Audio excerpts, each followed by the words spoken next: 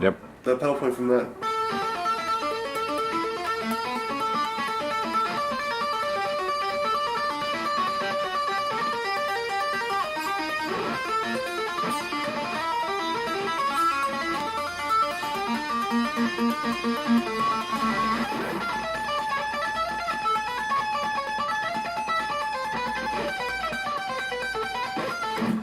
But you see how the right hand is really, you know, even though the tempo marking is the right hand, I'm not following anything the right hand's forgotten, you know? It's just like I'm tapping my foot or something.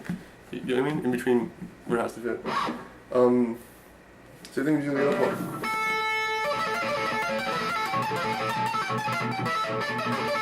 Obviously in that section, you know, I'm going to be following the right hand because it's the only one doing anything. But, you know, aside from like things like that, there's no reason to follow the right. You understand what I'm saying? Okay.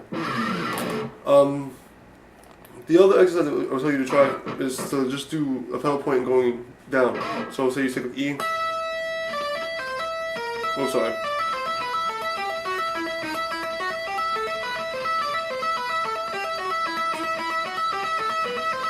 It doesn't really matter like what you play, you know. It's the point that you're going consistent back up and down. You know, use different fingers every single time. You know, just you want to mess up your brain a little bit when you're doing like this because it's obviously very easy line to. But you don't want to really have to lock yourself into like only, you know, go down. You know, work through it, and just the whole point is to keep a consistent movement. You know what I mean? Got me? Because like. Yeah. You know, the whole point is to be able to use the tab as an extra vehicle rather than like just only a couple of structured little ideas that you'll have. Like most people who tab, they'll sit there and they'll work on one structured piece, and that's the only thing they can do, and then they can only use that little segment into the songs, as opposed to actually, you know, understanding what the technique is and then applying it to everything else.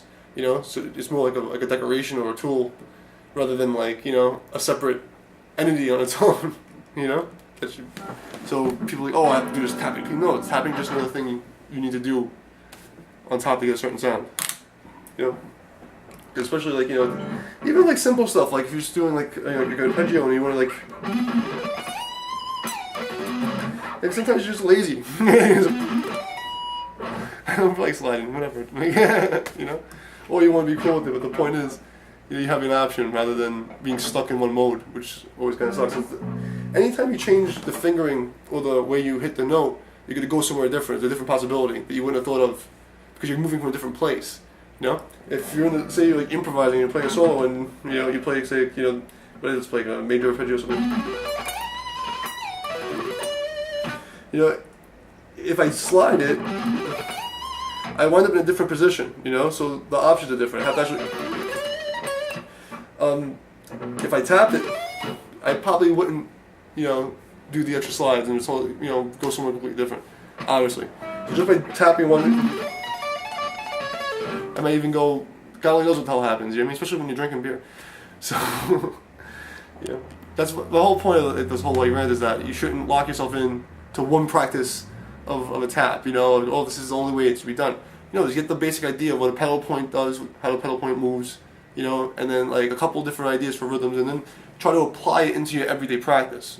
And that's why I was showing you do this, like, you know, something you've already been doing, which is like the like single string sequences, and then use your right hand to add on top of it. So you're still doing the same thing with the left hand, and you're adding with the right hand. And eventually, from having these small fragments of information, you can start to branch it out and make things of your own, rather than being like a guitar robot that can only play in pictures of other people. You know what I mean? Because that's mostly what people do is they copy like a famous guy. They'll take a little line, they'll work on this one passage, and they'll copy, and then like that's like their go-to understanding of that technique, and that's it, you know? Rather than understanding what the technique is, how it's built itself, you know? So that's where I would say go with that. Shit, I'll just give you some other exercises then. Like, anything in particular? No. Alright, well. Not so far. Alright, so anyway, just to make sure you have like a clear view of this again. We'll go with the minor arpeggio, okay? Straight descending, make it easier for you, because we want to start with the tap. Later on you can start with the left hand. Okay, but It's okay.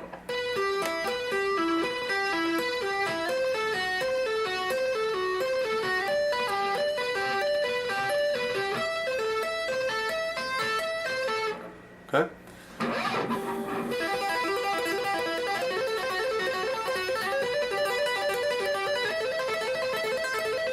Okay. Then doing it, one moving without the other.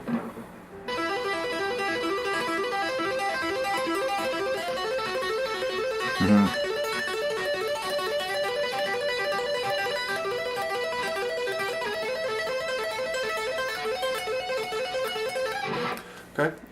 Then That sounds cool. you can also do that moving closer steps. So like say if you're here.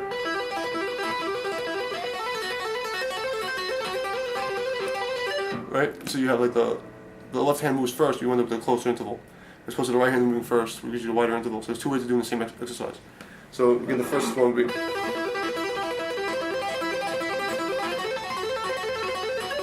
So the right hand moves first. Second time we do the left hand moving first.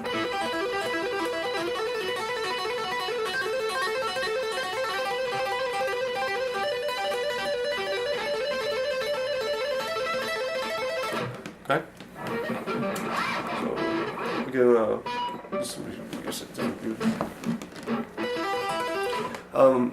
I always have like my go-to now is that the triplet pattern. Okay, so we'll do it without it. So this way you have a clearer view.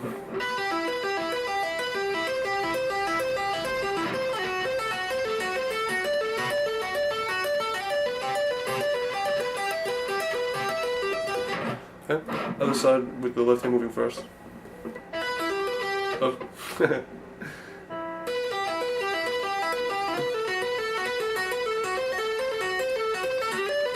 Also, from years of practicing this, I like the way it sounds better when I move the left hand. I usually do it with 2 rather than 4 when I do the exercise with the repeating. So just it'll be more like this. Okay. What's 4? Right. As opposed to the whole thing. The point is, I'm just doing full speed so I can get down. Right?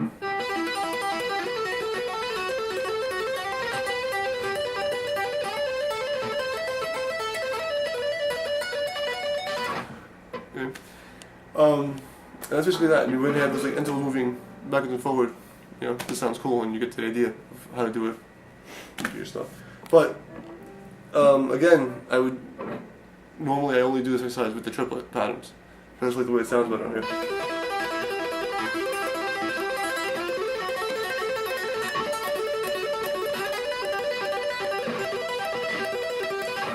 On the way.